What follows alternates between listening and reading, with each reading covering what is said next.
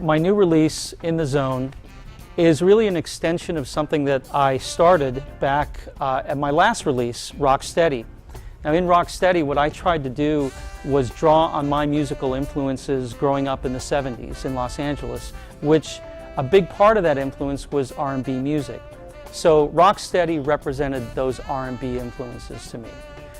In the Zone takes it one more step further, which is basically my influences in instrumental music. So again, the same time period, the 70s and the 80s, but this time the influences are instrumental. David Sanborn, Grover Washington, Bob James, and those influences meant as much to me, obviously, as my R&B influences.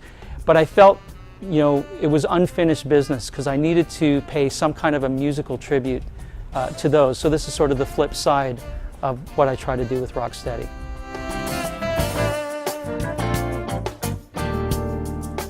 After doing this for, you know, a long time, it never gets old for me. But sometimes when you're in the recording studio, it can be an arduous process. And what I found very interesting on this CD, that because I was sort of bringing back those feelings that I had, you know, as an 18-year-old wanting to be an instrumental artist, that feeling of joy came into the studio, that inspiration that I got from those artists. And again, I felt like it was something that I needed to do.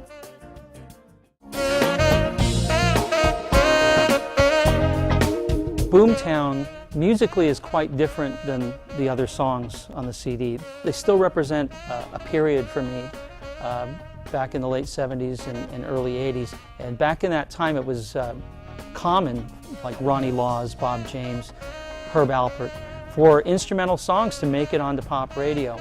And it was a really, what I thought about those songs was a beautiful combination of taking sort of jazz influences, R&B influences, and putting sort of a pop finish on the song.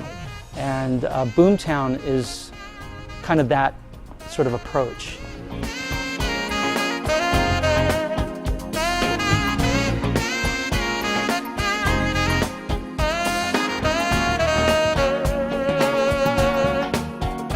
First started as a solo artist, it was all about, you know, trying to prove something, you know, and feeling this almost an angst to want to get out there and pummel the audience, and just, you know, it was a very kind of visceral thing. What I found in the last few years, I still have that enthusiasm when I get on stage, and it's still a very kind of as much a physical performance as it is a musical performance, but sort of this feeling that you're sort of right where you want to be, you know, and everything's just sort of working, and sort of the combination of all the elements, the band, where I'm at, you know, musically in my head, emotionally, my personal life, is all kind of clicking, and that's where In the Zone comes from.